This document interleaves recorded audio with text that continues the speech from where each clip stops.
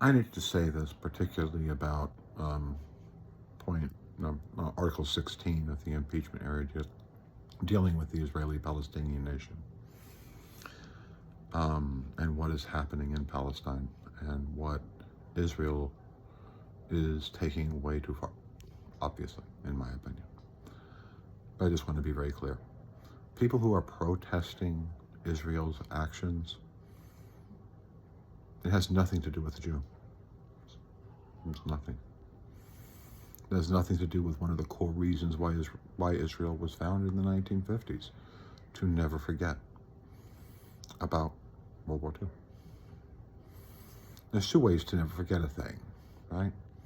One is to work tirelessly at the hard work of changing the hearts and minds of humanity to live to a higher standard and believe in human rights, freedoms, and justice.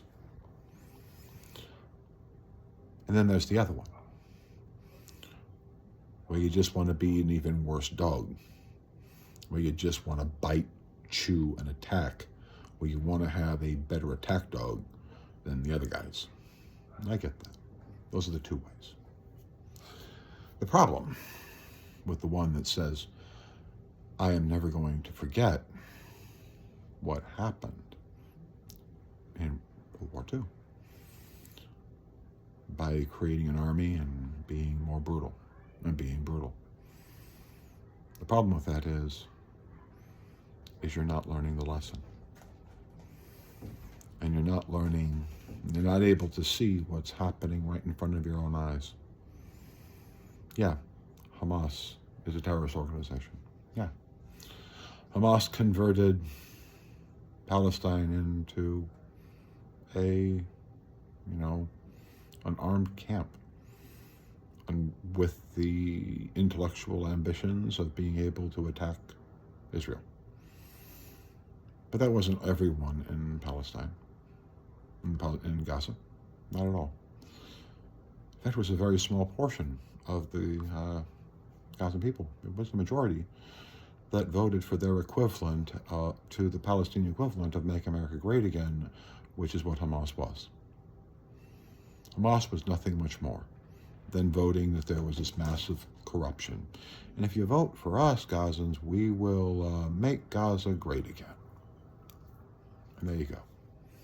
The problem was that after they did that, they got rid of any concept of democracy and voting. And the whole world turned its back. Why? Because they voted for Make Gaza great again? No. The problem was that the Likud party took advantage of that. The Likud party, which is Hamas's best friend, the Hamas terrorist activity's single best friend in the entire world, is the Likud party. Those two people are as close together as pancakes and sausage. They just love each other. They love each other to death, because that's how they show their love. They show their love by killing each other. Because by killing each other, they're able to gain more political power, more social power in their little circles, more people ready to die, ready to kill, and on and on and on. All the way to the point where Israel shreds every concept that it believes in international law or justice, by bombing bombed out buildings. And forgetting the fact that, there comes a point with the bombing that it really doesn't matter how much you bomb. One, you're not killing anybody. All that you're doing is you're creating more problems. This is the tragedy of our time. And this is the tragedy of the Israeli-Palestinian conflict. Because here in this country, we have people who want Israel only to win, but they want Israel to win because they're rapturists. Their definition of Israel winning is that Christ is going to kill every one of the damn Jews. That's why they sit back, drinking beers, whatever, watching, Israeli, Jews and Palestinians killing each other. Because at the end of the day, that's what Christ is going to do. He's going to kill them all. Their Christ makes Hitler look like a gentle soul. Because their Christ comes back, and if you fail to accept Jesus Christ as your personal Lord and Savior, all of you die. You get thrown into hell. That's their thing. Yeah. It's insane. What is tragic is that the two people who benefit so much off of killing the other side are too stupid to realize that they're just sitting there being massacred by people on the outside who are cheering on their version of Christ, who's going to come and kill you both. That's what they're doing. They're not your friends.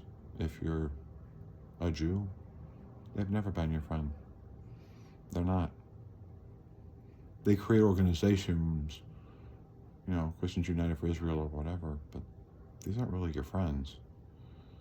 These are people who believe that the rapture will come, and at the end of the rapture, Jesus Christ kills everyone who doesn't agree with him. That's not my Christ. It's not my interpretation. It's a bastardized interpretation. And tragically, sadly, we have people at the highest levels of our government that believe in that insanity. And we need to address it, and we need to fix it. And that's why I'm out here begging, pleading for Bevin's actions, 18 U.S.C. 242, Corantura, the processes we have in this government and in our legal systems, which were designed for exactly this moment. They were made to stop dictators. Because in our country, dictators get sued into poverty or literally thrown in prison for the rest of their lives or even executed when they start doing crap like this. When they start throwing people into concentration camps. Under our legal system, 18 U.S.C. 242, the punishment for setting up a concentration camp in the United States is death. Literally, 18 U.S.C. 242. Read the last sentence. In the United States, if anyone ever set up a concentration camp, the penalty under that law is they get strapped to a gurney and they stop breathing. And if their legal people block, they get sued under Bevin's actions until there is nothing left of them, or until you find some attorney somewhere inside of the Justice Department that realizes that if people die from 18 U.S.C. 242, there isn't a statute of limitations. If I deprive you of your rights as a federal official and I kill you, there is not a statute of limitations. 2, there is also, and otherwise it's 7 years. For every other time, it's 7 years. So it exceeds the president's term in office. So yeah, this is the power to be able to change it. The question is finding the attorneys who will stand up for it and fight for it, fight for the Constitution. So please follow, like, and share, because we need to find those attorneys who have the balls and then protect them as we take this to court, to be able to stand up and say that Israel must stand up for its higher values, of the values that it was founded to never forget, and not do the never forget stuff that sacrifices the virtues of what it means to be the Jewish state. That you don't give up what you are just because you want blood. You try to be bigger.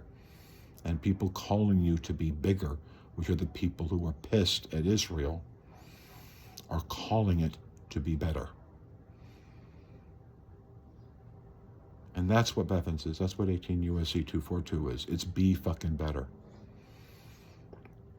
So please like, subscribe, and share, and tell me what you think, because we need to find attorneys with balls. Thank you.